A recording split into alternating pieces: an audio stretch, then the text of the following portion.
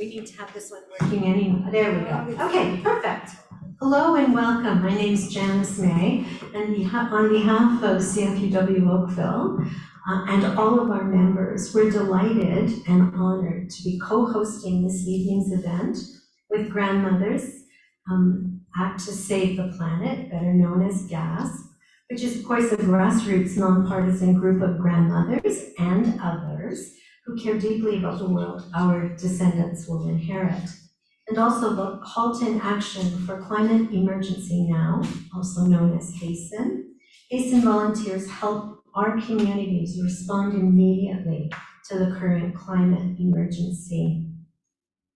Tonight we acknowledge that the land on which we gather in our multiple locations here and online is on the traditional lands of the Mississaugas of the Credit, part of the Anishinaabe Nation that extends from the Niagara Peninsula across Hamilton, Halton, and Toronto to the Rouge River Valley. We thank the Mississaugas of the Credit First Nations for sharing their traditional territory with us and recognize the enduring presence of Indigenous people on this land. Indigenous peoples have forged the paths along Bronte Creek, the 12 and 16 Mile Creeks, and along the shores of Lake Ontario for millennia. We walk the Moccasin and Morrison trails and pause with respect for the history and importance of these trails. We remember and acknowledge how First Nations people cared for the land and how the damage of our past generations must be reversed to help nature heal. We can learn and practice the Indigenous principles of thinking forward to protect our future so that these ways of thinking become our ways of thinking, and we actively use our influence whenever this land is threatened. An important contribution to this healing is the topic of our time together this evening, a topic which, coincidentally, PBS NewsHour ran a very informative segment last night, and the link for that is in the resource sheet that is available to you. Interestingly, this morning, Toronto's Atmospheric Fund communicated that their top budget recommendation for all levels of government is to go big, really big, on heat pumps. So we will provide you with the resource document after the seminar, and we also want to make sure that you realize that this is being recorded, so if you ask a question this evening, that will also be part of the record. And now I'd like to introduce my colleague and friend, Linda Sturgeon.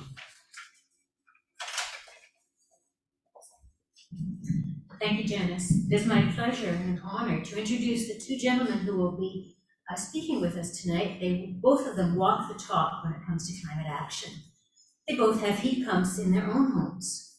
Our first speaker tonight is Hart Jansen. Hart grew up in Winnipeg and graduated with a BSc in computer science in 1977. Hart and his wife Daniela designed and built an energy-efficient house with help in South Oakville some 10 years ago with no gas line and 90% fewer carbon emissions than the average house. And of course, it has a heat pump. They own only one car, a 5-year-old electric small battery Kia Soul. Hart co-founded HASTEN, Halton Advocacy for Climate Emergency Now, some 4 years ago, to help inspire Halton residents and our government representatives to understand the urgency of the climate crisis and the means by which we can be the solution. Our second speaker, who understands how heat pumps work from the ground up, is Jim Fielders. Jim Fielders has a civil engineering degree from Guelph. He also has a passion for electronics and started his own acoustics firm in 1989, which he sold in 2005. During his first year of retirement, Jim took the 1 Ton Challenge, a federal government program urging every Canadian to reduce their greenhouse gas emissions footprint by 1 ton. At the same time, Jim decided he had to do something about climate action. So he started a renewable energy business, bought a Prius, and built a green home in Burlington in 2010. Jim has transitioned into helping homeowners learn about options to reduce their energy use and fossil fuel costs, while also reducing carbon emissions. He says he has come out of retirement to fight climate change and offers his services for free. Jim has years of experience helping customers with the heat pump decision and installation. Welcome, Hart and Jim.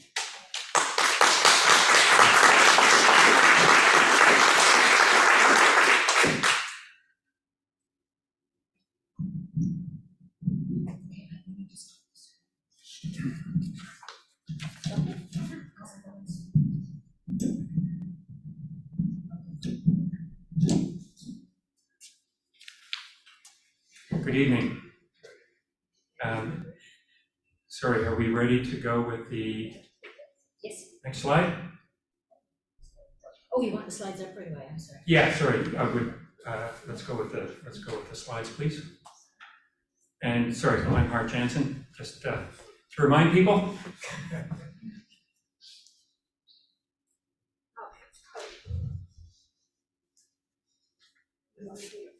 Oh, okay, yeah.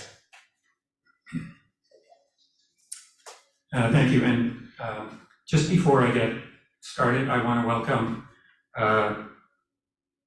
5 Oakville councillors who are attending. We have Janet Haslett-Thiel from Ward 3 and Jonathan McNeese from Ward 1 here in person. And online we have Councillor Alan Elgar, Ward 5, I think, Ward 4, sorry. Kathy Deddick from Ward 2, and Dave Giddings, Janet's companion from Ward 3. So welcome councillors. Okay, we can proceed with the next slide. So I just want to, who here is from GASP? Hey, we have a good contingent. We have 7-8 people here from GASP. That's wonderful. And who here is from CFUW? Oh, it's like, it's a competition, almost equal. Thank you all. And how many people do we have here from Hasten besides myself? We have 4 of us. Linda's an honorary member. Okay. All right, so next slide. So I'm not going to go into any detail on the climate crisis, just an overview. Some of you may have the motivation this evening. You came here to find out, how do I save money with a heat pump? And there's nothing wrong with that. Others will be motivated by the opportunity to reduce their household carbon emissions by up to 90%. And I hope and expect that, again, most of you understand that we're truly in a crisis. We can see a dramatic increase in severe weather, floods, heat waves, drought, fires, and landslides, and that's just California. We've got massive hurricanes, cyclones, record-breaking tides, melting of glaciers, warming of Arctic regions by more than 5 degrees. So again, I think the evidence is quite obvious. But we're here to show you one important way in which we can all fix it. That's by replacing your gas furnace and or your your water heater with electric heat pumps. So I'm just going to give you some of the background on what, we want to reduce our use of natural gas. So how does that help the environment? I'm going to just go through some of the basics that's going to help you understand how important it is. Next slide. Right, so let's remember Canada is among the worst carbon emitters in the world. We're at about almost 3 times the emission of the G20 average. And let's also be aware that we now have definitive proof that fossil fuel combustion causes lung cancer, according to an article in Lancet, a study by the Sir Francis Crick Institute in the UK. as well as the increased heart attacks, strokes, and other lung disease that we knew about before.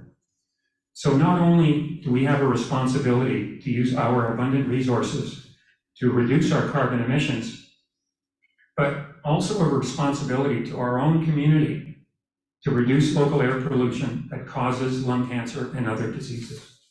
Next slide. So in Halton, all the municipalities in Halton and the region itself declared climate emergencies almost 4 years ago. And when we look at the data about emissions, the exact percentages vary by municipality, and it depends on the data quality and the assumptions made. The figure here for buildings, it says 27% due to residential buildings, is according to the Oakville Energy Task Force. We have the Toronto Atmospheric Fund with a very recent report on 2021 emissions. They say that natural gas is responsible for 41% of all emissions in the Greater Toronto Hamilton area. Let's just conclude that emissions caused by natural gas are substantial, and it's essential to reduce these emissions substantially to meet the municipal and federal emissions goals. And we now know that emissions from methane gas, also known as natural gas, are much higher than was previously thought. Okay, next slide. So again, just briefly, there's a number of greenhouse gases. The most important two are carbon dioxide. That's responsible for most of the climate change effects we see, and it persists in the atmosphere for 300 to 1,000 years. Whereas methane, again, also a carbon emission, persists only for 10 or 20 years, but it's 90 times as potent in terms of its greenhouse effect than carbon dioxide. So which means we can rapidly reduce the effects of climate change if we can reduce the amount of methane released into the atmosphere. It's going to be a longer-term challenge with carbon dioxide. So when we talk about greenhouse gas emissions, or carbon emissions, or carbon, we're using them synonymously in this presentation, and it means the release of carbon dioxide and or methane. Next slide. So here's the emissions picture for natural gas use, which is going to be, again, a focus today, because heat pumps reduce that use of natural gas. So natural gas is about 95% methane. And when it's extracted, so if you look on the left side of the slide, you're extracting gas using some kind of well. 80% of the new wells in Canada are fracked wells, or they use a fracturing technique to extract the methane. And these have very significant leaks of methane in the extraction process. And there's also leaks, again, all going into the atmosphere when the gas is processed, and some of this gas is flared either when gas is extracted or when oil is extracted, and it creates significant leaks of methane, as well as in the distribution system. Again, you can see the pipeline going from the left-hand side on the bottom to the right-hand side, piping the methane into your residence. So we've got lots of emissions of that potent methane going into the atmosphere, even before the gas gets to your house.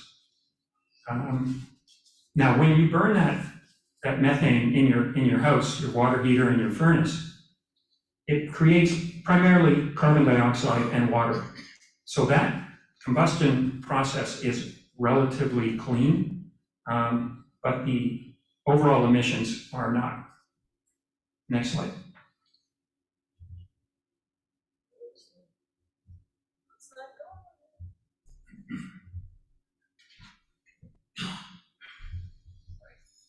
There we go. So don't let the word natural fool you. We are extracting, distributing, and burning methane.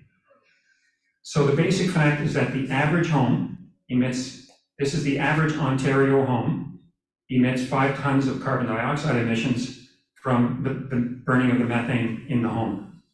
And this estimate is from the Environment Commissioner of Ontario in 2019. Next slide. So natural gas, and it's cleaner burning when at the residence. You don't get the sulfur dioxide and nitrous oxide that you get from burning coal. But from a carbon emissions viewpoint, it's just as bad or worse than coal. And recent articles in Nature and National Geographic Science have synthesized the more accurate recent data, which properly accounts for methane's effects over 20 years rather than 100 years, as was done previously, and more accurately accounts for the upstream emissions that we discussed. And so these articles and these recent studies show that carbon emissions are quite intense. And you'll of course see that the gas extraction and distribution industries, and to a large degree government agencies, are quoting the older data because it's to their apparent advantage. So another myth busted. Natural gas creates as many carbon emissions as coal and maybe even a bit more. There is no such thing as clean natural gas. It's a myth propagated by the gas industry and gas distributors, just as the false claim of clean diesel was propagated for years before it was disproven. And if there's interest later in the Q&A, we can talk about the myth of the attractiveness of gas stoves. Next slide.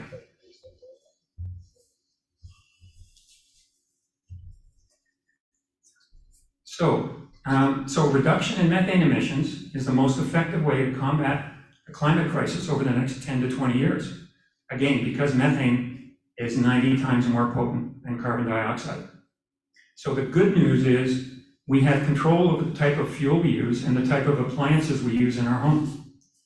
I've been able to reduce my carbon emissions by 90% using a heat pump and an electric water heater and an induction stove. Again, no gas line to my house. And I can talk about that a little more when we start the panel discussion. So climate scientists agree, based on the recent data, that the most effective means for society to reduce carbon emissions in the short to medium term is reduction of methane emissions. And many jurisdictions, as you see, are leading this trend by mandating the phase out of gas-powered appliances. And most notably, New York State, our neighbor, has a recent plan to legislatively ban the installation of gas furnaces and water heaters as of next year.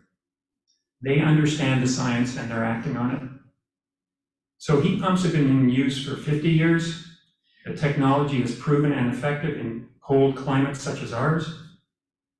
We have the knowledge, we have the tools. All we need is the individual will. That means you. Please consider installing a heat pump, and for greater impact, we also need the political will to mandate change. Next slide. So, if we eliminate the burning of the natural gas in our homes, then we eliminate the carbon dioxide emissions from our home, and more importantly, next slide, we eliminate all those upstream methane emissions. And if you can't eliminate natural gas use entirely in your home, then reduce it as much as possible. Every ton counts. Thank you.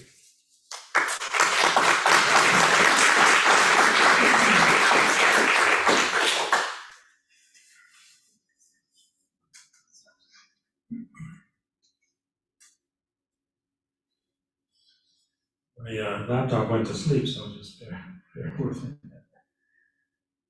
I'm Jim Fielders, as you were told. The next slide, please. This is a result of a study done by the City of Toronto, and it's actually 10 years old now. It was done in 2012. And at that time, they looked at the breakdown of emissions for the average single-family home. So you can see, obviously, the biggest one is transportation, and that includes both vehicles and vacationing and whatnot. And then you have the other ones, water, waste, and food. We're gonna focus on energy, which represents about a third of the household, almost 21 tons.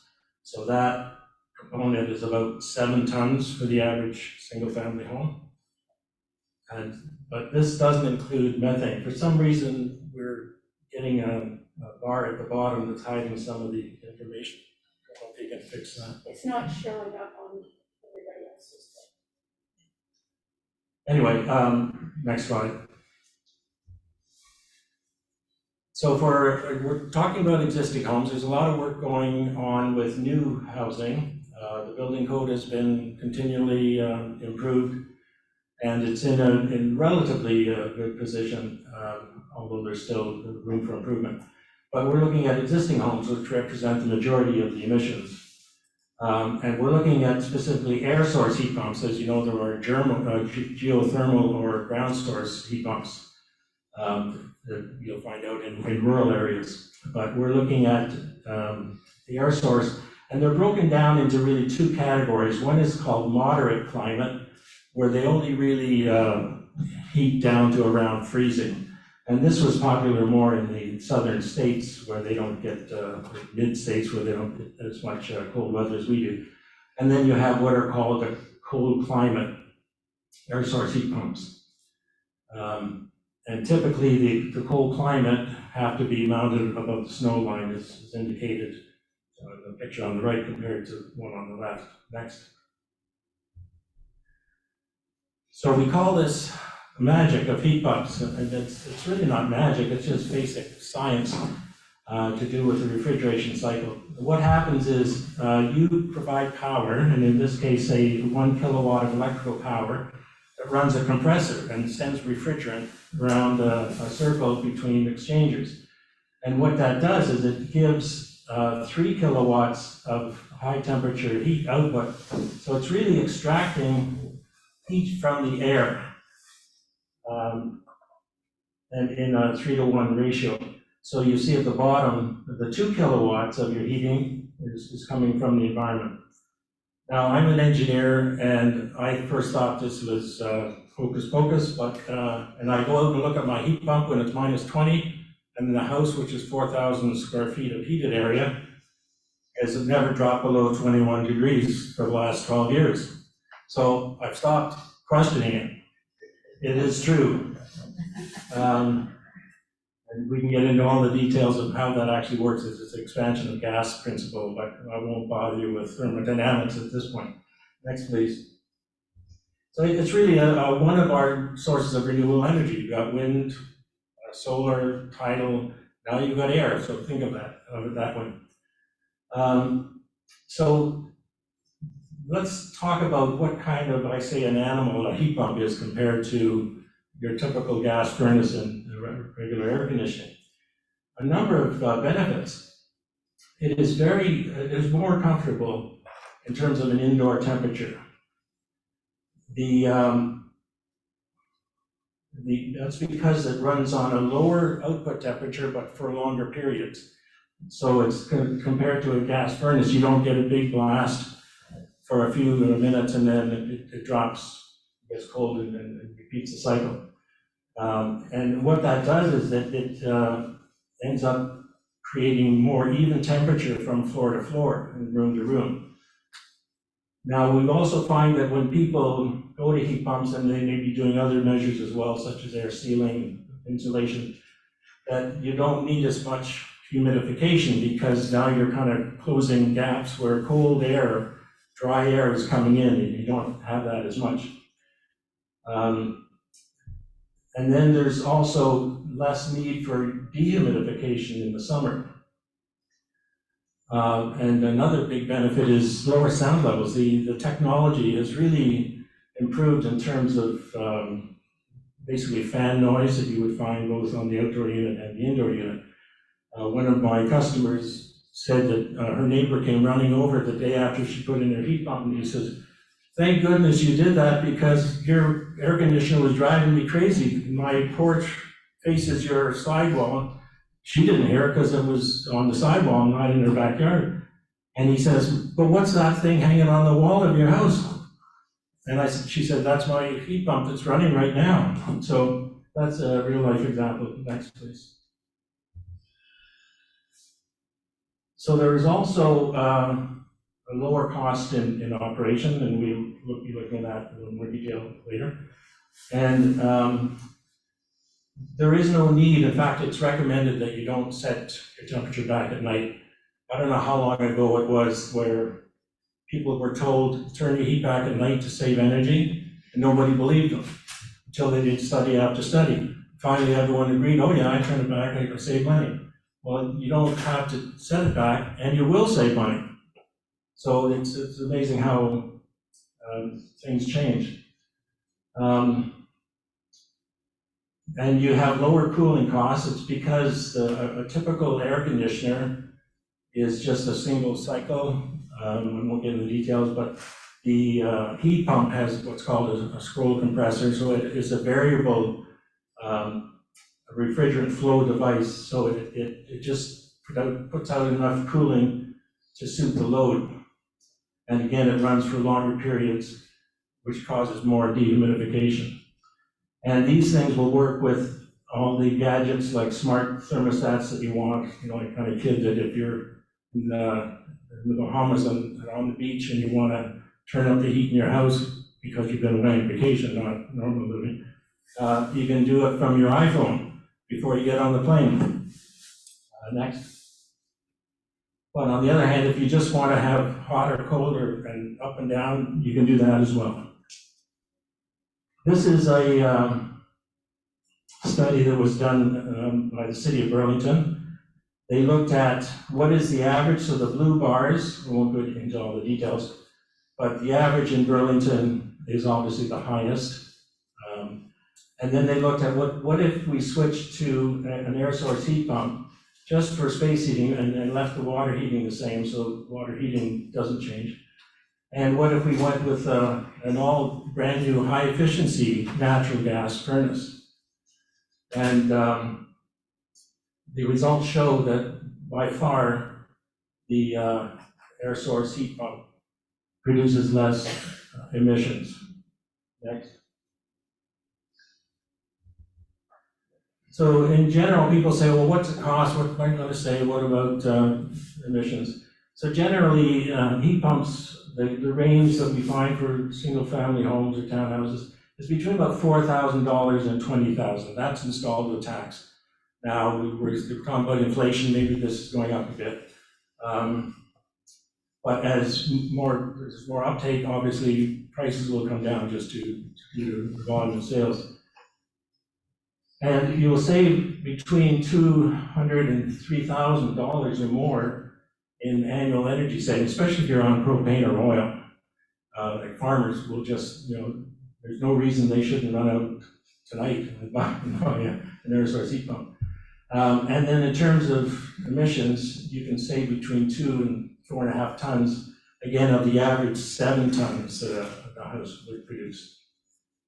But let's look at what happens over 15 years with, we've got the carbon tax, and I'm assuming that it'll stay in place. There's no guarantee. And next. And so we looked at on the left, what if you, say your furnace and an air conditioner has to be replaced.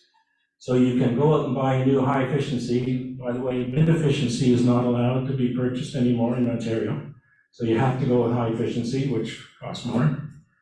And then in terms of the increasing carbon tax, as well as the increase in the cost of natural gas, which they just announced another increase shortly. There was, as you know, one before Christmas. So your total cost in gray over 15 years, and that's accounting for 2% inflation,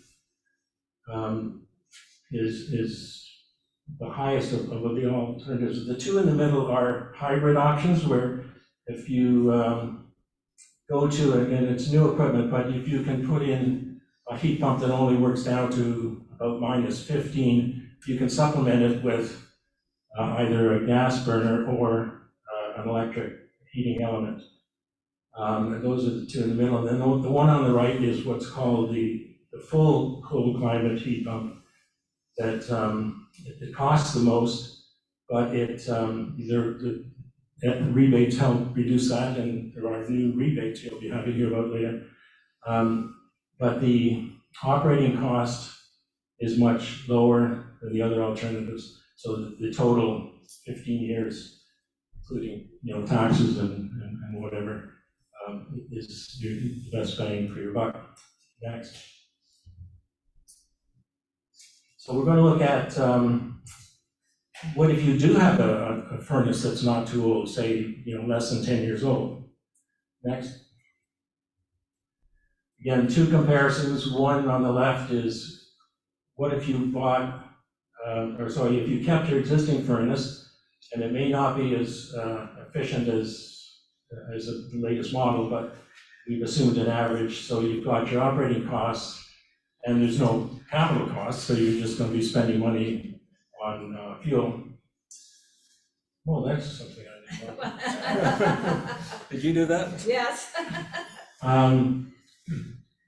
Okay, then let's take it right off if we can. But anyway, so then the option is to get a hybrid that replaces your air conditioning coil above the furnace and the outdoor unit.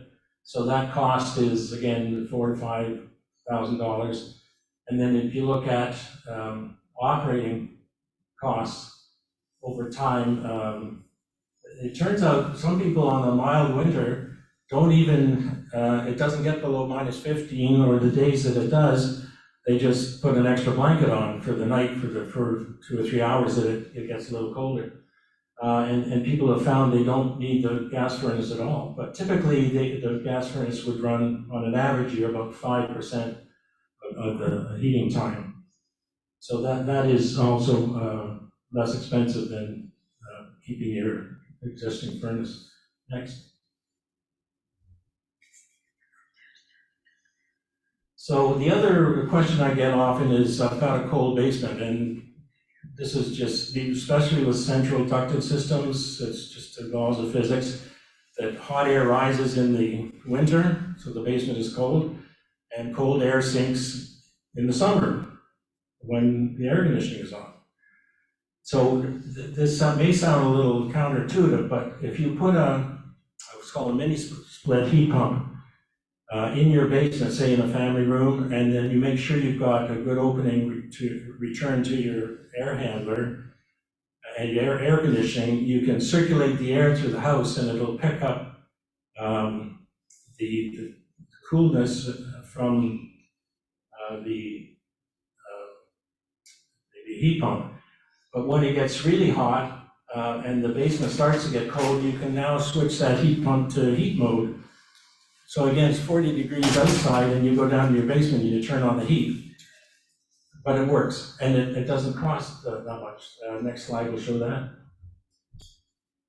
It's kind of a wash, depending on what's going to happen with cost. Next.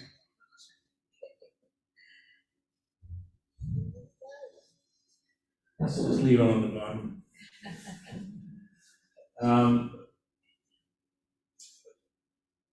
I'll do the title anyway. This is maintenance, there we go. So maintenance is generally less compared to a gas furnace and an AC. When I lived in Toronto with those two, I would have someone come out in the fall to set up the furnace, and then come out in the spring to do the air conditioner, and the guy usually says, "You didn't turn your circuit breaker off for your air conditioning all winter. You've been wasting electricity." I didn't know that. Anyway, you don't have to worry about that with a heat pump. And so you have to keep the outdoor unit clean by people just usually take a low pressure stream of water and then hose down the outside coil. But it's imperative that you keep the filter changed on the indoor unit. And myself and even Hart, we didn't get our serviced regularly. This, like 10 years ago, they said you don't have to do anything. But now I have an annual plan, and they come out once a year for $100 and just check everything to make sure it's running. So the more maintenance you do, the longer your equipment will work. That's kind of the bottom line. Next. So the big question is, what do you do if the power goes out in the middle of winter? If you have a full electric system and no gas, like Hart, you can use a generator, and there are different types of generators. He can use his electric car as a source of power, or you can get a gas generator and hope that it starts because it hasn't been run for 2 years, and put up with the noise. So, you know, some people have these Tesla walls, they battery back, that will power a heat pump as well, and, you know, minimum loads. Or some people still have a gas fireplace or a wood stove, wood fireplace. My brother's on a farm, that's what he does. Now, the other thing is if you don't have any of those, you can drain your pipes, put antifreeze into the drains, like people with cottages know all about this, and then go stay with your relatives or in a hotel that still has got power. Okay, find one. Next. Sorry, Jim, can I just interject? The same for for the power outages, same holds true for people with gas furnaces. Yes, and there is a partial solution for that, which I'll talk about later. So let's look at the buying process. You know, I would discourage the what's so-called moderate heat pumps because you won't really save as much as if you go with a higher efficiency one, just because they don't work too well below or around freezing. So the other, they shut off again around freezing. And so they can work in hybrid situations. Next. So the word cold is missing. I thought I fixed it, but I didn't. Anyway, the cold climate products work down to between minus 15 and minus 30. There isn't really a separate category for those. They're all both called cold climate. And they are, again, mounted above the snow line, either on a wall. The smaller ones, you'll see the single fan units are more suited to a wall mount just because of the weight. If you get the big ones, like the one on the right is a 4-ton, they have very different types of stands you can use at varying heights as well. Next.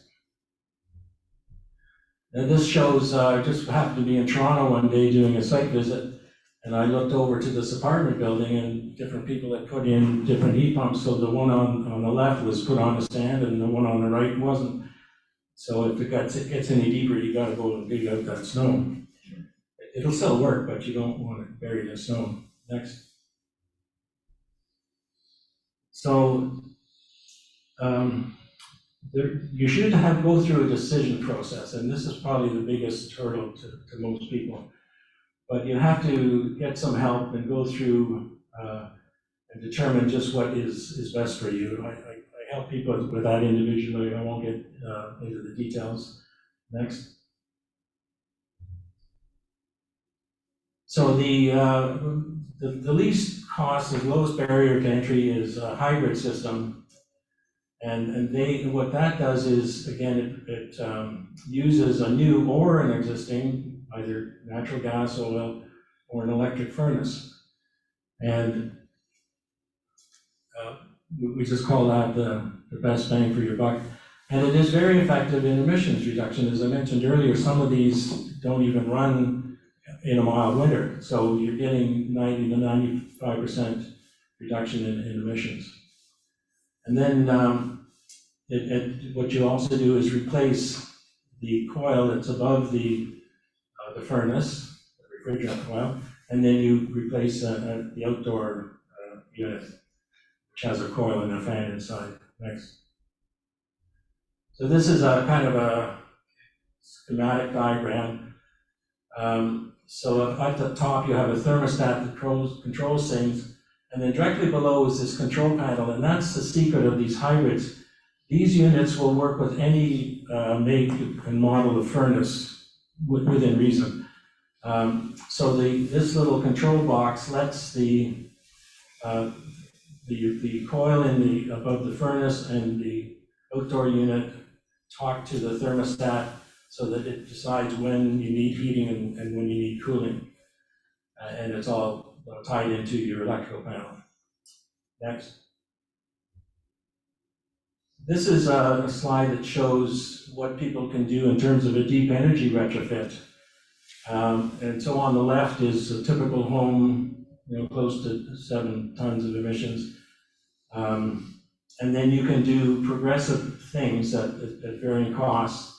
And this isn't meant to be in chronological order. It just shows that the biggest reduction you'll get is by going with, in this case, a hybrid heat pump, so you've still got a furnace.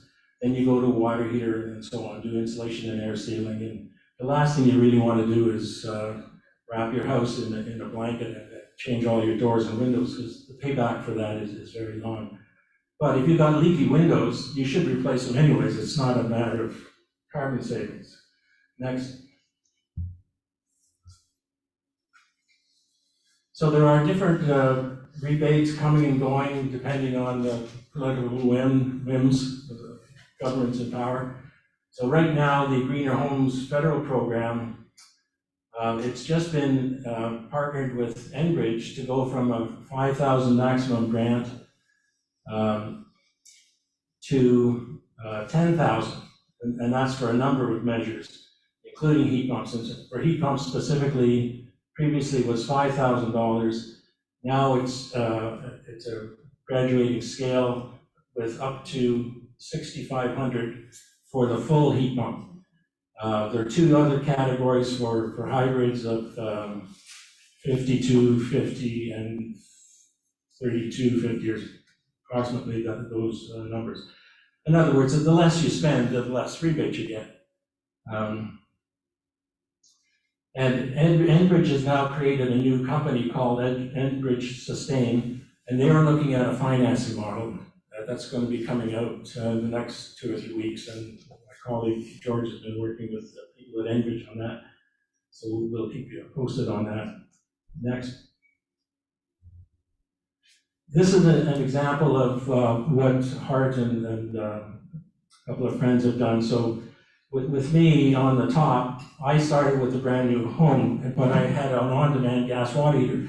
12 years ago, I didn't know as much as I did. I didn't even know what an air source heat pump was.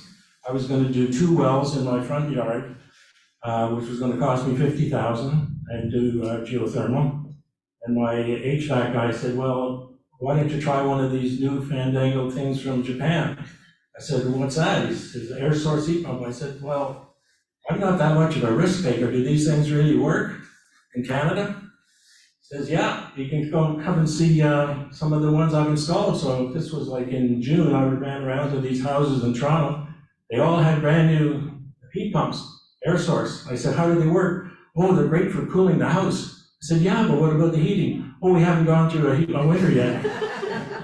Anyway, I bit the ball. I said, well, how much money? He said, $15,000. I said, sold. Anyway, so I started off at less than a ton for gas, and my electricity was a little more. And then when I switched to electric tank water heaters, got rid of the on-demand, my electricity costs went up a little bit, but I saved a lot on gas, so my net result is just under a ton per year. And then Ed Marion, who's a passive house consultant who helped Hart design his home, renovated a home as opposed to building new, and he's 0.22. He has no gas into his house. Hart has mentioned that he's also similar, and he's down to 0.45. And then another person in Guelph who just had a hybrid heat pump put in and went with an electric water heater. She's actually doing better than I am. So this is real. You can really get significant reductions. Next.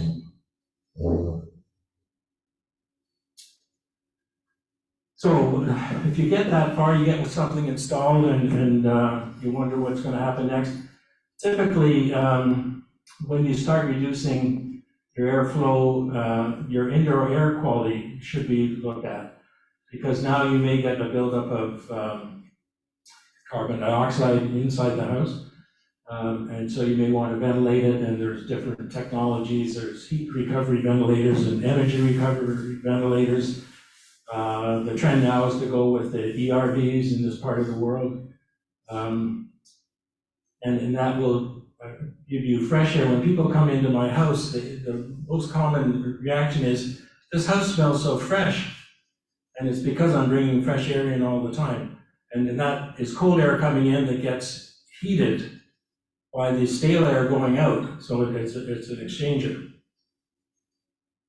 Next. So here are some case studies of jobs that we've done.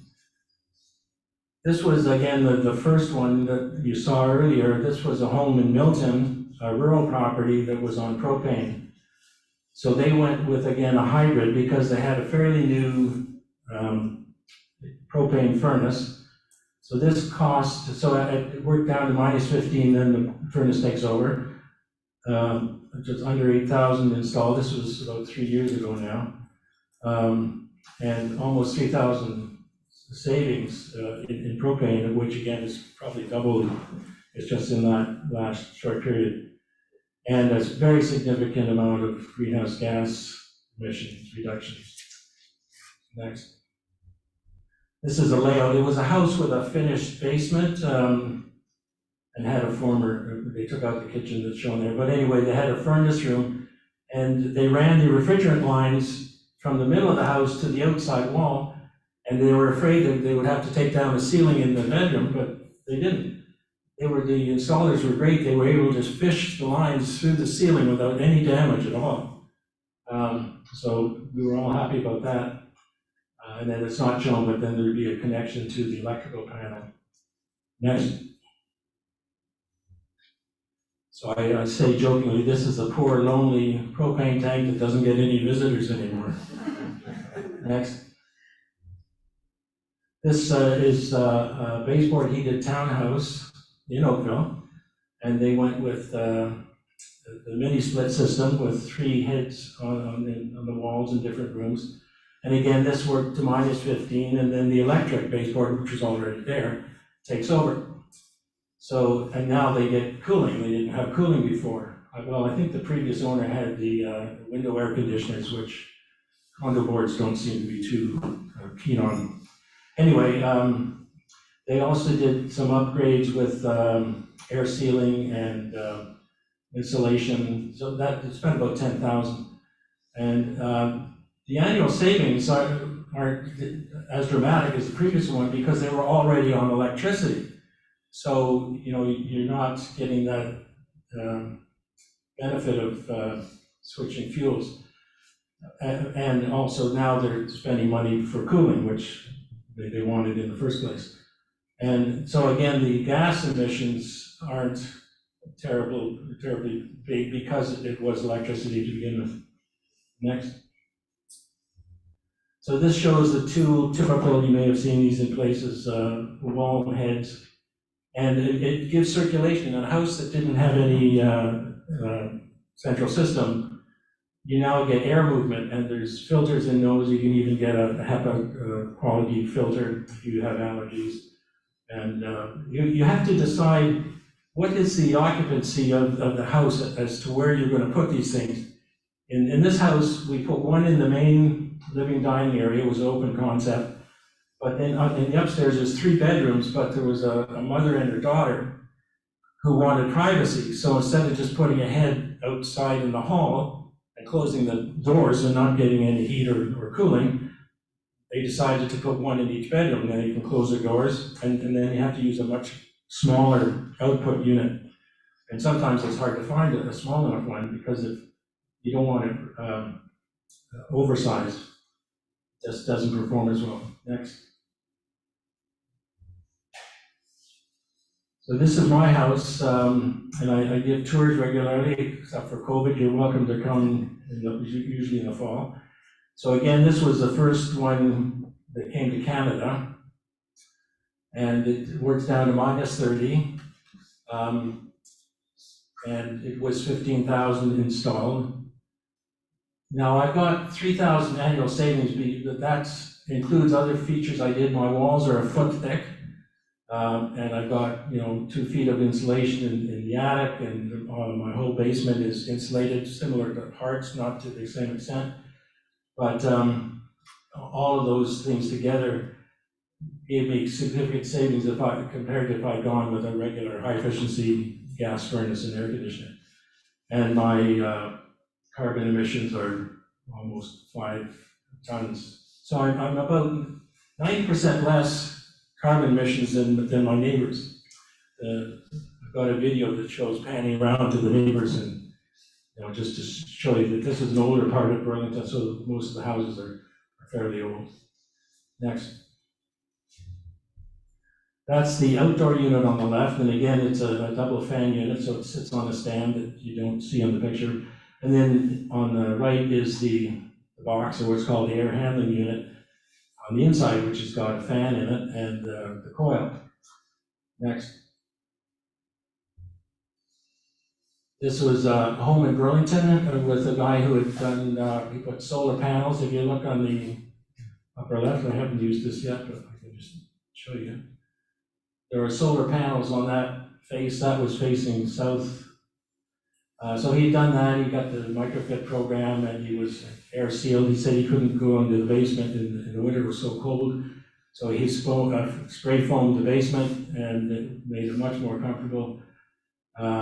He had an Ecobee smart thermostat, and we had a little trouble getting that to talk to the heat pump, but we figured it out.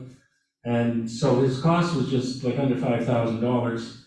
And but he's not saving much, and he didn't do it for saving money because he'd already done so many things.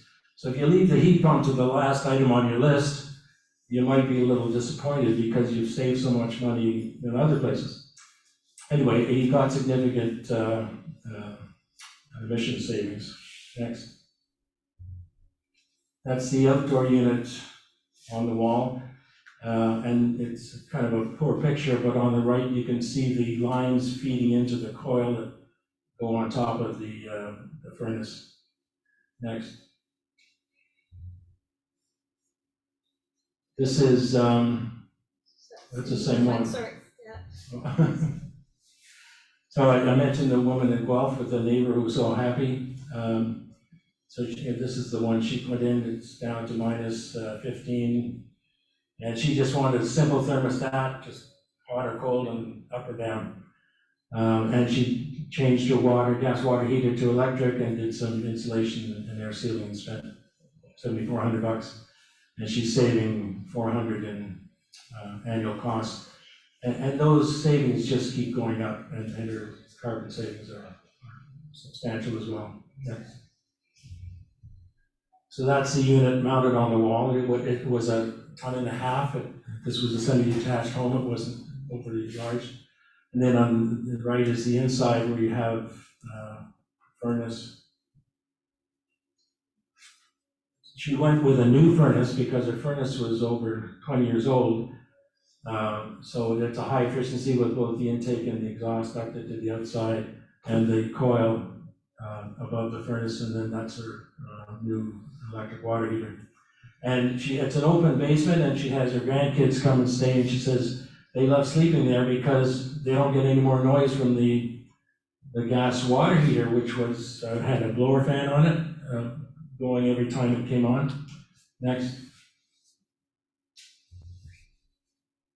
This is across the street from me. It was built in 1914. It was hot water RAS with a big boiler in the basement that was 60 years old and 40% efficient on gas.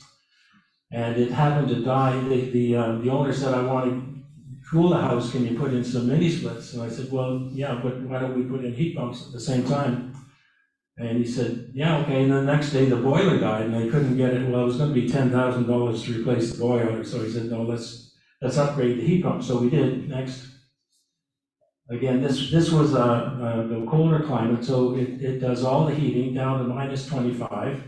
So it's got the outdoor unit, and this is a 2.5 ton. It's got 2 feeds into the basement that runs along the basement ceiling up into the living and dining room, and then a unit that goes up into the attic, the next, to feed into the different rooms in the upstairs. So this is the one of the living dining room units. It's called a floor mount. So it kind of replaced where the old hot water rat was, and they used the same hole that the pipes came up.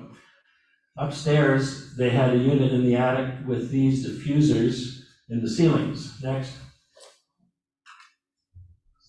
So this is the unit which has the air distributed through these flexible ducts, and this is the refrigerant line coming in from the outside wall. This was before we enclosed it all and insulated it so that it is part of the conditioned space of the house. So it is now, this box is sitting in a warm space. Next. So people say, well, do I have to upgrade my panel? There is what's called a load calculator that the Electrical Safety Authority, who controls electricity use in Ontario in terms of safety, and then it'll let you calculate whether you have to upgrade your panel or not. You have to go through all the loads. It's kind of complicated. I put it on a spreadsheet. I'm happy to share with anybody. But usually a 100 amp panel is sufficient if you have a gas water heater and you don't have a level 2 EV charger. You can have like a hybrid, like I've got a Volt, and that just plugs into 110. But if you want to go higher, you may have to upgrade your panel. But if you do something like HART, where you go to an induction stove, that may use less energy, or you go to a condensing clothes dryer, like Ed has, you use less energy, and you don't waste heat going out the wall. It just heats a cup of water. I won't get into that, but so you can sometimes shift loads so you don't have to upgrade your panel if you think far enough ahead. Next. So what are other issues? Next. So it is a slow and somewhat frustrating process at the moment, but I think it's improving. A sore point is that building permits are required in Ontario municipalities, but they are the responsibility of the homeowner and not the installer. And to be honest, I don't know anybody who's got one, but I'll leave that for another topic. I have a solution, however. I don't like to complain without giving solutions. We can fast track this, and I've got one of the councillors in Burlington looking at reducing red tape to take all the building department needs is into information that's in your energy audit. So you just take it and put it in the right box on a form and submit it, and these cities aren't going to charge us any money for the fee, hopefully. Next. So right now, the installers are on a learning curve. And it's hard to get, first of all, an installer who believes in heat pumps, and then if they do, to do a proper job of installation, and that's where I like to have people. But there are other consultants, the municipalities, as you know, and hopefully you've got Future Energy Oakville that's moving in that direction. And there are environmental groups that can provide this hand-holding or coaching, whatever you want to call it. Next. And do you need an electrical inspection? In general, yes. If you have the more simple installation with a hybrid and you can use the same circuit breaker and wire that came to your air conditioner, which you often can, installers are licensed to do that wiring. At least they can be licensed to do that wiring, not all of them are. Next. So we have now some time for questions. We do have an installer that was going to come and answer questions.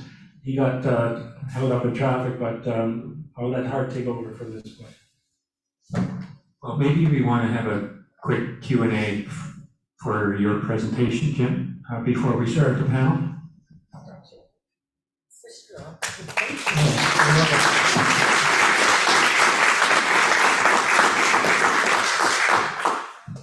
We have a mic there in the audience, if, just so we can get it recorded on Zoom. And we may have some questions from the online attendees. Sorry. We may have questions from the online attendees, so we're going to entertain some of those also. So I'm going to start off with the questions from online. No, okay, I can, no, because I'm going to get feedback because I have Okay. to be here. Okay. So I'm just going to speak loudly. No, I have a pretty loud voice. I'm used to lecturing in lecture halls. The current process to decide on a heat pump is long and confusing. Will we ever have a one-stop shop? Financing, subsidies, house assessment, any needed insulation and new windows, decision on type of heat pump, etc., all at a one inclusive price. We're working towards that. We're not there yet. It is an uphill battle, as I alluded to. So with the help of our municipalities and everybody working together, we will get there. Right now, I'd say we're in the early adopter stage. This happened, 10, 20 years ago with electric vehicles. So just, hang in there. That's all I can say. Let me add, just for the municipality of Oakville, there is a community energy strategy that was put together by a volunteer Oakville Energy Task Force. And one of the elements of that strategy includes an entity, a nonprofit entity called Future Energy Oakville, which is incorporated.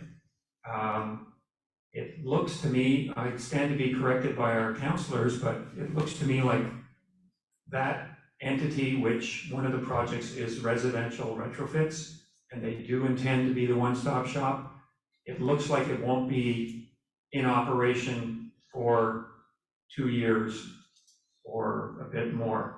So that, it doesn't help anyone who's looking for a heat pump now, but it's on the way.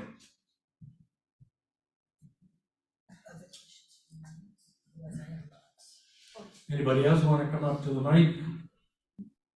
Okay, then the next online one is a question about, what about icing of the unit in cold temperatures? And the second part of that question is, what about the efficiency at very low temperatures? Is there a loss of efficiency at very cold temperatures? You get what you pay for in terms of efficiency. The more you pay, the better they work. They all have a defrost cycle, and it's usually in mild temperatures below zero with a lot of humidity in the air. Especially like today when we're going from a rain situation to snow tonight.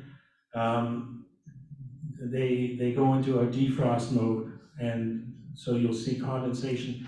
And that's part of a concern with where you install it. You want to make sure it's not on a walkway that's going to have water falling on it and freezing, causing a safety hazard. So they are designed to accommodate that issue. Okay, I'll keep going. There's lots on Got the someone? Okay. Perfect. Does this work? I think it does. Hi, I'm Dave Thomas. Thank you for a really excellent presentation, both of you. Really enjoyed it. One of the things that we know about gas furnaces is they wear out and you gotta replace them. But you didn't talk about the life of a heat pump, so can you address that, please? Yeah, I guess, am I still on? Sorry. Yeah, it's comparable technology in terms of lifetime. And again, one of the jobs I did, the furnace was 28 years old, but he was fanatical about maintenance and changing his filters. So it's the same with heat pumps. Again, mine's 12 years old. I just had it checked, and it's in terrific shape. How long it'll last, I don't know, but we normally assume about a 15-year average. So again, it's related to maintenance. And the exposure, sometimes you can have a unit that's just not as sheltered. Luckily mine is on the side of the house under a big overhang, and it doesn't get too much like wind or other issues. Actually, I have a question before we move on. You've talked about using a hybrid device with the furnace, but what about with your existing air conditioner? So the heat pump is 2-in-1, it's a heater and an air conditioner, so, yeah. You've already got one. But I don't think I mentioned it, but there is a market for used air conditioners for climate deniers. So you'll probably make some money on that, or I had one customer put in he moved in 2 years ago and the furnace died in the middle of winter, so he had no time to put in a new furnace and air conditioner. 2 years later, he put in a full heat pump, so he donated the new furnace and air conditioner to Habitat for Humanity. So, I mean, it's still producing carbon, but in a good way, if you can call it that, so. Can you get a tax receipt? Yeah, it gets a charitable tax receipt. This issue of, I think Enbridge is the enemy, and I say, you've heard that term, I think it was from The Godfather. Keep your friends close, but your enemies closer. So I'm willing to work with Enbridge, and I think they are seeing the light at the end of the tunnel, and they are going into renewable energy. They've got solar farms out in Alberta, and they want to keep those pipes in the ground to start filling our houses with hydrogen, in the future, or renewable natural gas. So I think we can all work together through a transition period and don't try to just go cold turkey. So I'm just wondering if we want to start the panel and entertain questions as part of the panel as well. I have many online questions, but it depends how long we want to go on for. Can I suggest that we have a stretch break? Stand up in place and sit down again? Sure, let's have a stretch and then we'll start. Everybody up. Let's have a stretch. Shake hands with your partner.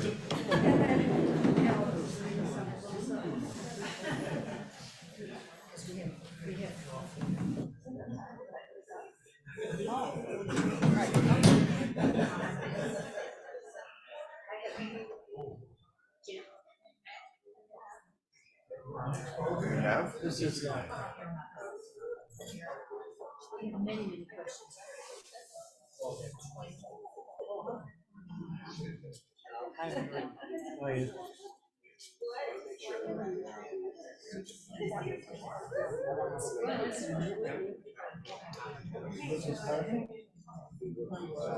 Okay, let's, everybody stretch down the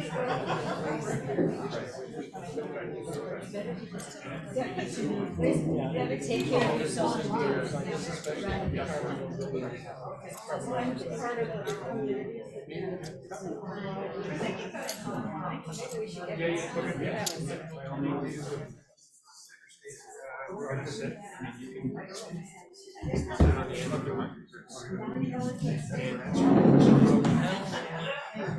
This is, we're going to do a quick, little intro with our experiences, and then we're going to entertain questions. We need to get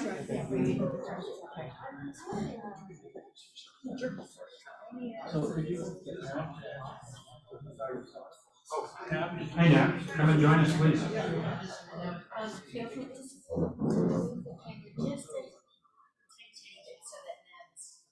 So we are going to start the panel discussion part of our evening.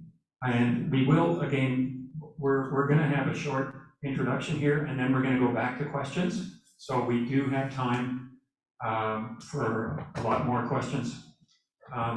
So I am going to, I'm part of the panel. I'm going to relate my experience with heat pump environment.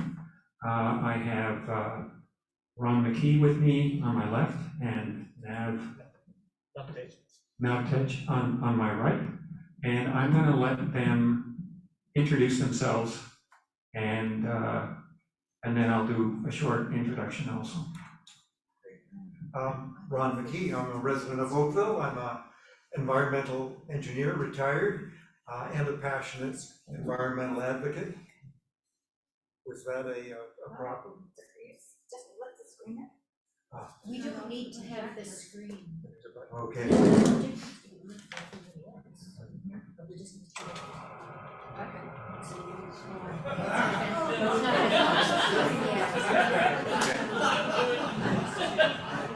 All right.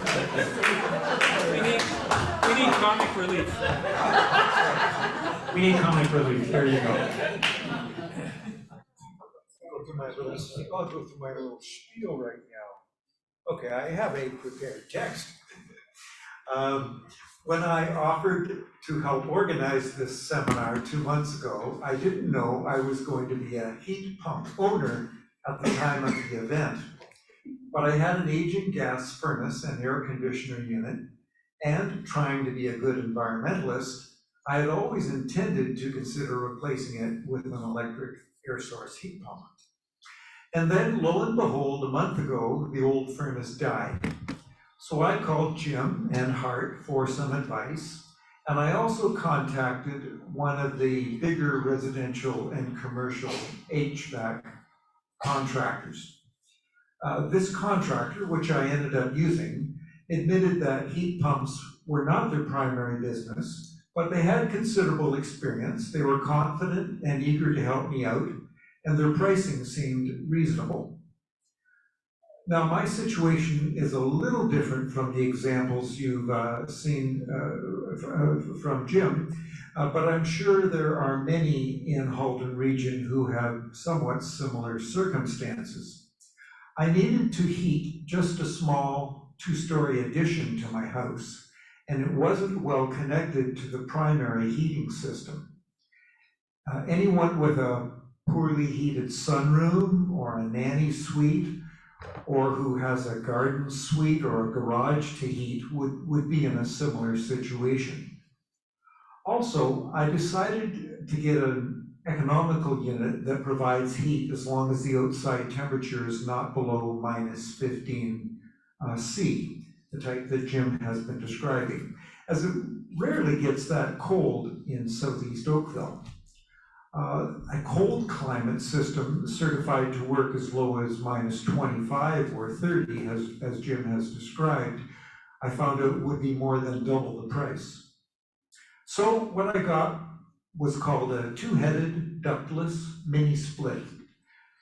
And the total installation price was $8,200 plus tax. But I had paid more than that for the original HVAC unit, and I can expect future operating costs to be lower, so the heat pump was not only the environmentally responsible thing to do, but a no-brainer cost saver as well. I did not qualify for any government rebates because it wasn't part of the primary heat source for my home. That's my story. Thanks, Ron. Matt, do you want to show it? My name is Matt. I'm an energy advisor. What we do is we audit houses, come in and look at your house, measure it, see how it's constructed. And based on that, we recommend what kind of upgrades or you can do. It's not only about heat pumps, it's the house works as a system. So you have the house envelope, which is your walls and your ceiling and your basement, and then you have the mechanicals. So it all works together. And what we do is we come in and audit, and then we license by Natural Resources Canada to save energy and make your houses more efficient. So we come in, we'll do a pre-audit.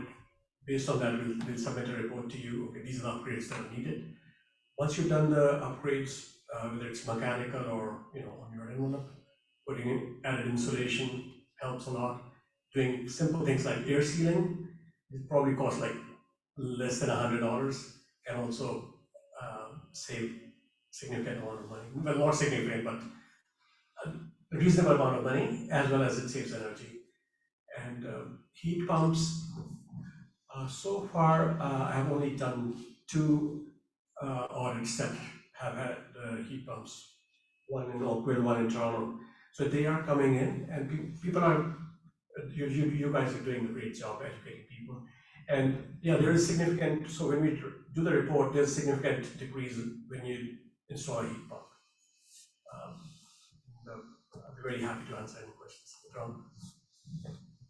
Thanks, Matt. You've heard that Danielle and I designed and built a new house. It was a semi, so we built a 2-unit structure.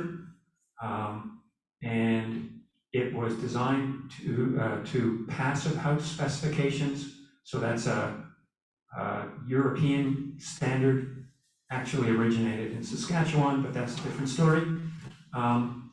And so the house is super insulated, super airtight, and uses passive solar heating as part of the overall system. And it, again, passive house, you basically, it's thermally broken, so the basement walls are insulated. The basement slab doesn't touch the walls. There's insulation underneath. It's like a cocoon of insulation. So the advantage, of course, when you build a new house and you have the intent of energy efficiency, you can build all these things into the building envelope, which is a challenge to address when you're doing retrofitting. We did this almost 10 years ago. We have a heat pump, we have an energy recovery ventilation system, we have an electric water heater. And as far as the heat pump, again, I learned recently that I should have been doing some maintenance. Have done absolutely no maintenance on this heat pump. It's operating just like it did on the first day. The one problem we had, and I, just as a tip to both homeowners and installers, the one problem we had is we had a voltage, too high a voltage coming into the house from Oakville Hydro.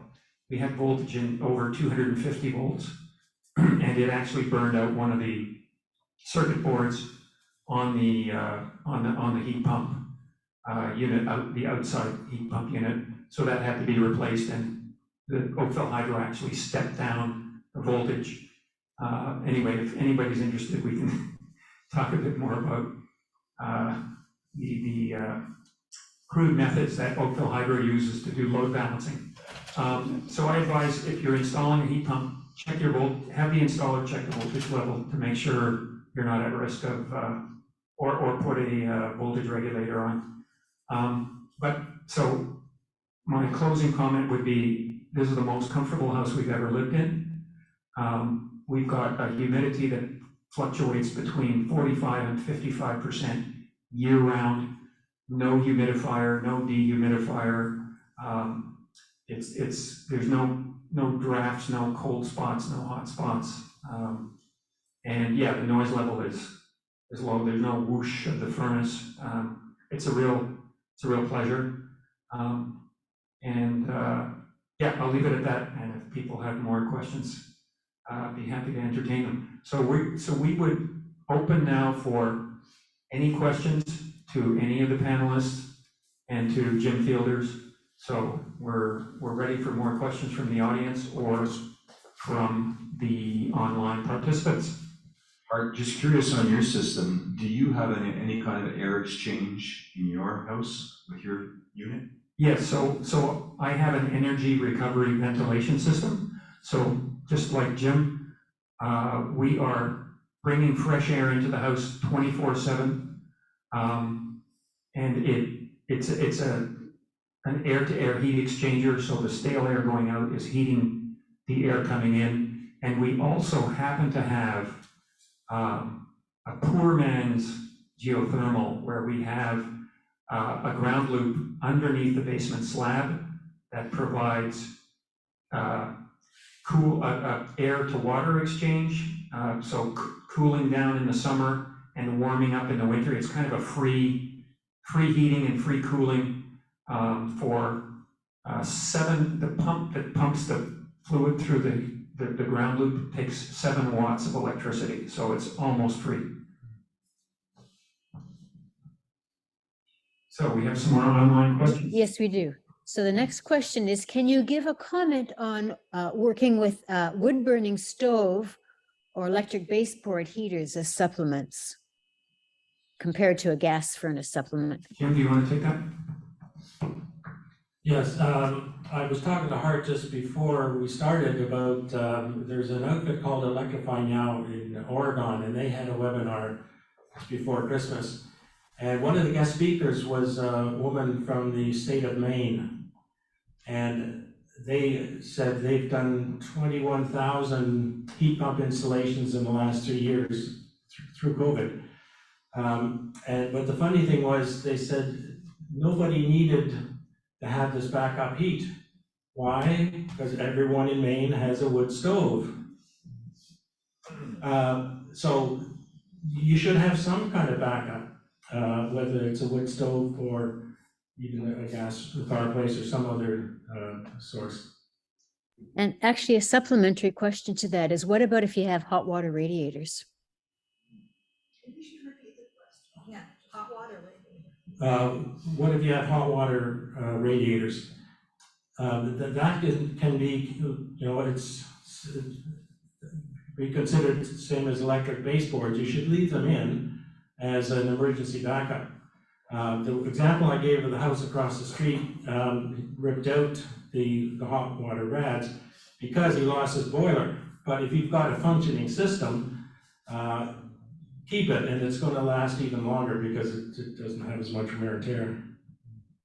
Let me just add too, for our house, we have a 10-year-old system that operates to around -15, and when it gets, the 3, 4, 5 days, it might get colder than that. We have electric baseboards that were installed as part of the house construction, so on rare occasions we use those.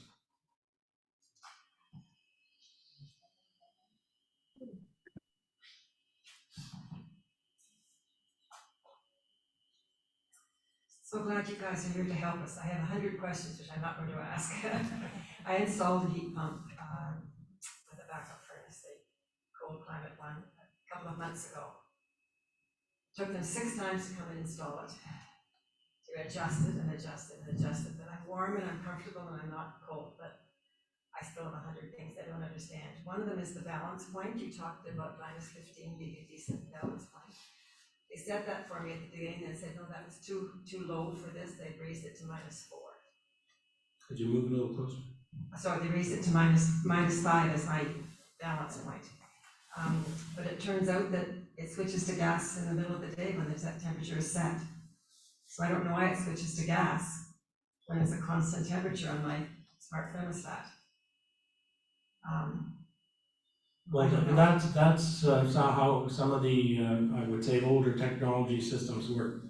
They tend to be the American brands, and they were developed more for the U.S. market.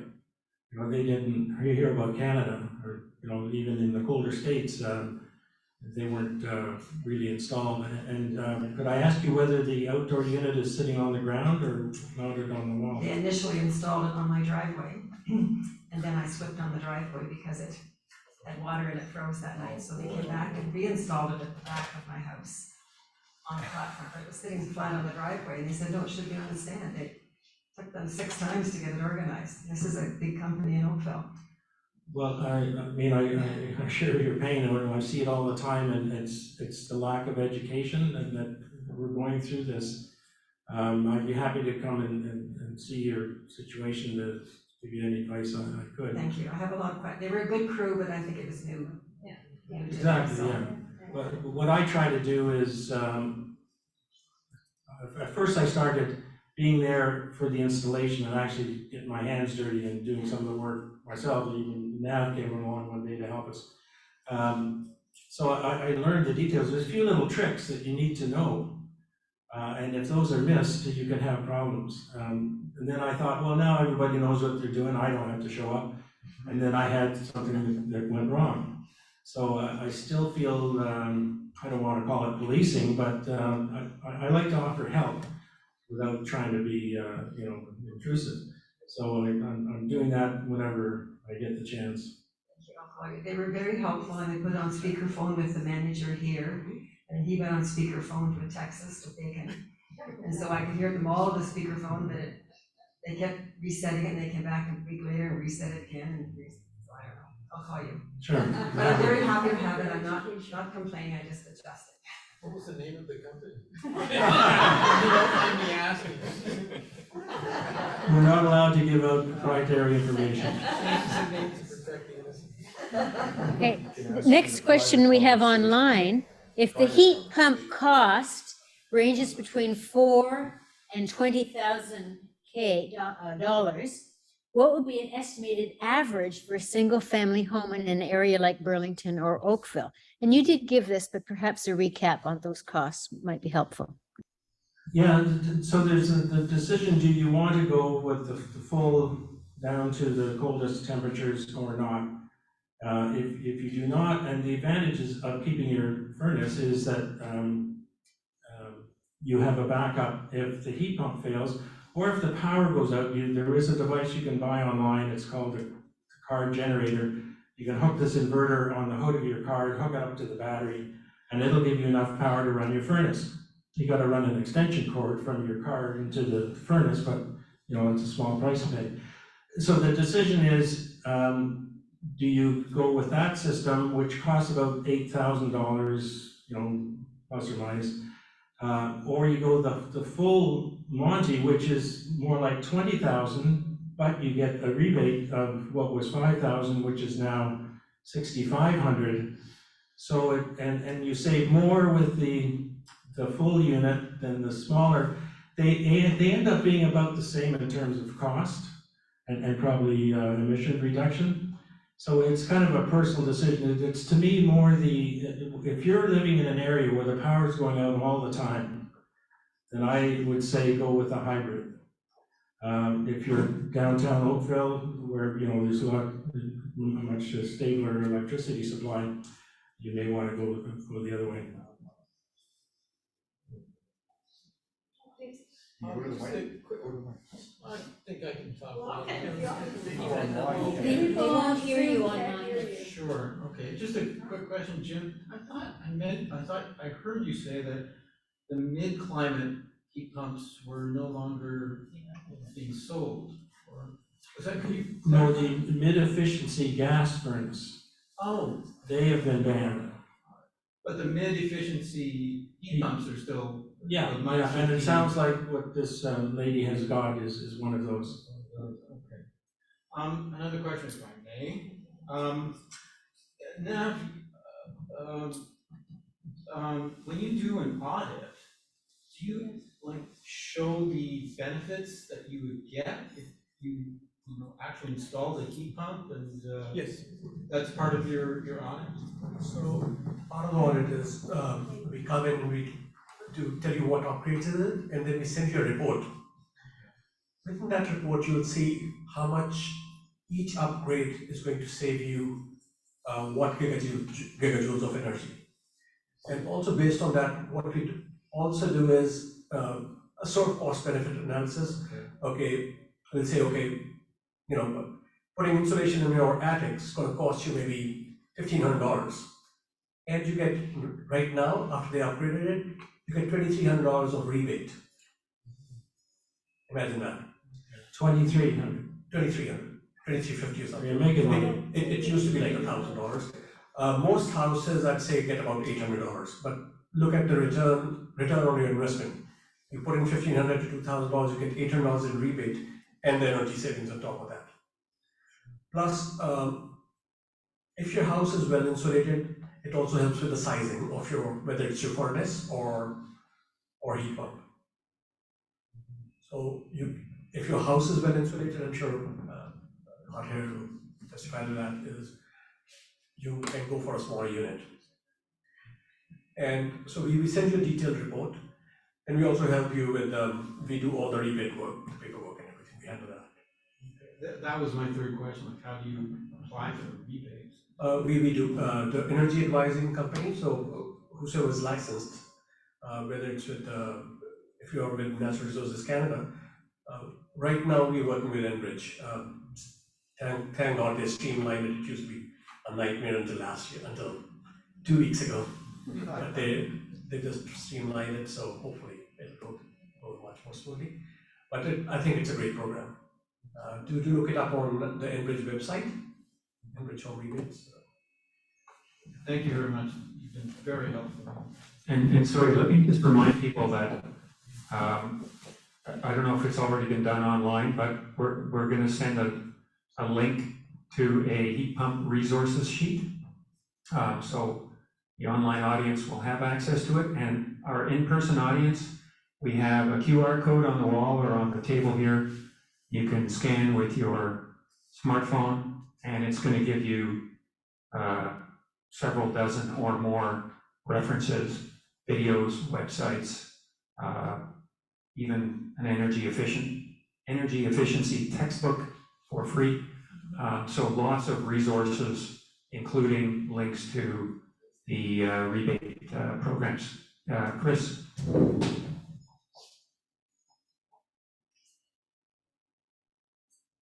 Yeah, I wanted to add as an option, Reliance, who rent a lot of the hot water heaters and so on. They are offering heat pump and hot water on demand that you can do as a rental. I'm not sure if they do it for everyone. They have to come in, they have to look, they have to talk to you. But if you want regular payments rather than a big chunk of money up front, it might be another option. Do we have that on our resources sheet? Yeah, and we will be updating that, so if you'll notice that the link takes you to the hasten.info website, HACEN.info site, and we'll be updating that resources sheet continuously. So if you decide in 6 months, oh, I think I should get serious and look into a heat pump, you can look at, you can go to hasten.info and we'll have updated information on a number of categories, including rebates. A next online question. This person is asking about insurance. They have heard that insurance companies do not allow a heat pump as the main source of heating. Is this correct? I'll just answer first. I mean, I can tell you as a Oakville homeowner for, the current home we're in for 10 years, we've had house insurance the entire time. So that is a no, but if there's other information from other people. I've kind of heard the converse that as soon as you get a heat pump, call your insurance company, they're going to drop your premiums. Now, this is the caveat, is that it's a proper installation with qualified people. And you don't want some fly-by-night putting something in that gives you all kinds of problems. So that's to be aware of.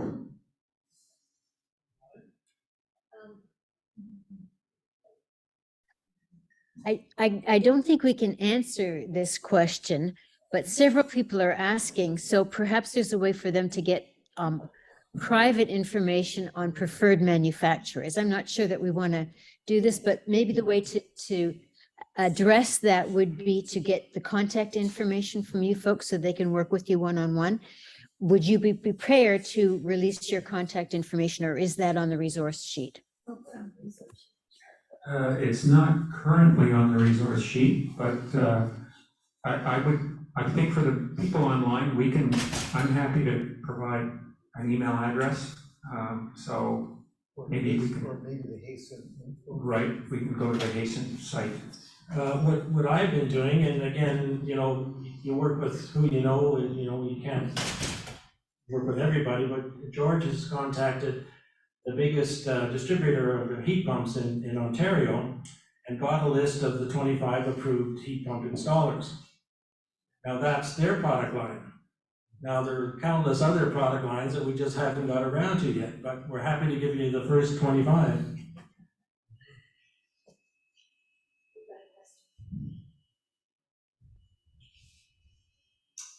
Hi. My furnace is 17 years old. What advice do you have for me? Well, I have an information form that I would email to you, and you fill out all the details, and just to save me driving all over the country. So I can do, with all that I've done now, I can pretty well determine just exactly what you need if you do a bit of the homework for me.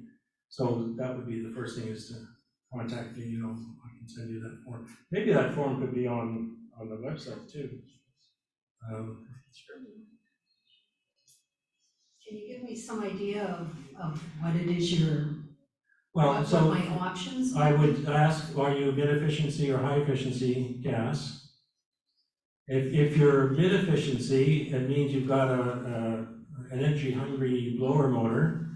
So if you go to a hybrid, you may want to change the blower motor to what's called an ECM motor. So it's a variable speed. It only uses a quarter of the electricity. Like a gas furnace just doesn't burn gas; it burns electricity to operate it. So that's one thing you would look at first. And then issues like, do you have a cold room somewhere, or do you want to improve other things? And maybe the way to do that is to have an audit done to see if you should put in insulation. But I always say, before you spend anything, talk to me and I'll give you a few options, and then you can determine it. It's customer specific. Everybody's different lifestyles, and so you have to make the final decision. But I can give you the options. Thank you. Well, we have One final comment here that I just want to share with everyone. Where did it go? Can we lobby for building code change so that any replaced air conditioner or furnace must be a heat pump? So we'll just leave that thought. Let me just give a short reply. I mean, yes, we can and we should lobby. The building code in the European Union is called a near zero energy building code. It's in effect now has been for a year.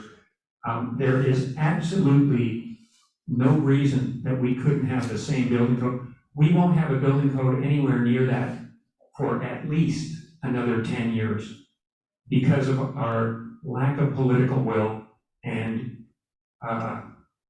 influence by the building industry over our governments. So, yeah, there's no excuse for it.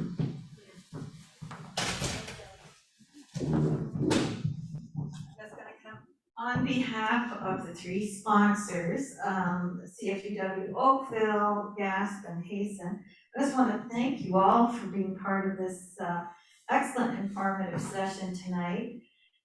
We know as the atmospheric friends, I got the email this morning saying that heat pumps is going to be the #1 budget item for all levels of government. So it would be great if everybody here and online could write an email to their local councillor, provincial, to the federal government. Let's get going on reducing our greenhouse gas emissions. And I thank you so much for your dedication to educate people about this great and fairly easy way to take a few tons of emissions out of each one of our households. So thank everybody for coming tonight. Thank you.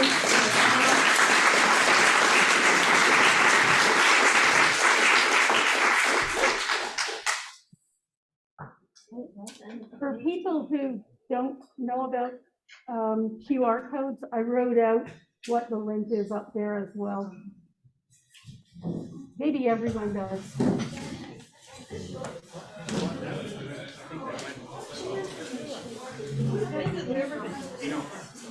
Pardon? Does this belong to anybody? Riverbend, Maine, and Virginia? Oh, maybe it's mine.